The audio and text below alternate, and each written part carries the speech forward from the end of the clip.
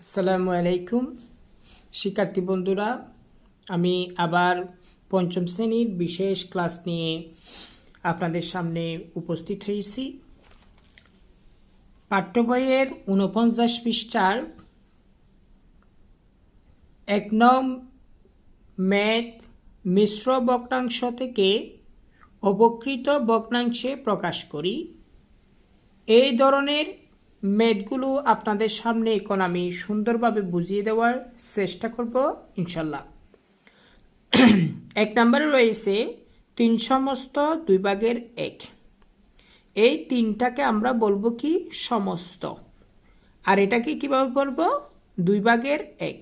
এখানে তিন যেটা রয়েছে সামনে, যে সমস্তটা রয়েছে সেটাকে বলা হয় পূর্ণ সংখ্যা, উপরের একটাকে বলা হয় লব, নিচের দুইটাকে বলা হয় হর।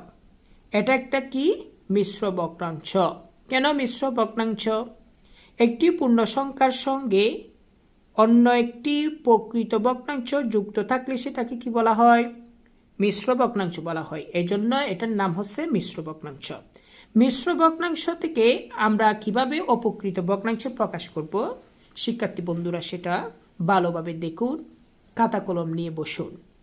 এখানে আমরা প্রথমে নিচে যে হরটা থাকবে, মিশ্র ভগ্নাংশের মধ্যে যে হরটা থাকবে সেটাকে আমরা নিয়ে ফেলবো। কেমন? তারপর একটা টান দেব। এখন এই যে হর ২ রয়েছে সেই ২টা নিয়ে ফেলেছি, এবং হর এবং পূর্ণ সংখ্যা নিয়ে কি করব? গুণ করব। যেমন ২টা নিয়ে ফেলছি, ২ এটা দিয়ে ৩ এটাকে গুণ করলে কত হবে? ৩ দুগুণে ৬। তারপর একটা আমরা যোগ দেব। কেমন? এবার এই এবার লবটা যেটা থাকবে সেটা বসিয়ে দেব।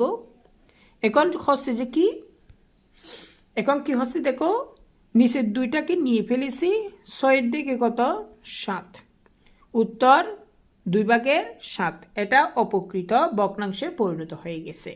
এটা কেন অপকৃত ভগ্নাংশ হয়েছে? যে ভগ্নাংশের লব হরে সেই কি বড় তাকে কি বলে? প্রকৃত ভগ্নাংশ বলে। এখানে ৭টা হচ্ছে ২-এর সেই কি বড়, এই জন্য এটা একটি প্রকৃত ভগ্নাংশ। এখানে আমি আরেকটা করেছি, দেখো এখানে ২ সমস্ত ৬ ভাগের ৫ লিখেছি।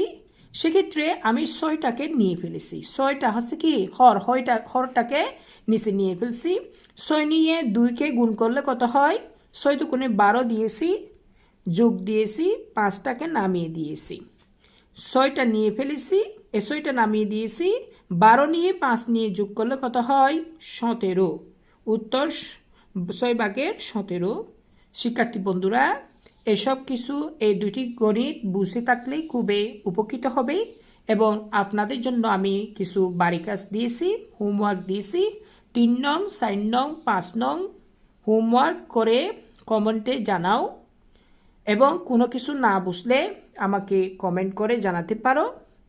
এই দুটি ম্যাথ যদি বুঝেই থাকো তবে ৩, ৪, ৫ নং গণিত সহজে করতে পারবে ইনশাল্লাহ, আশা করি।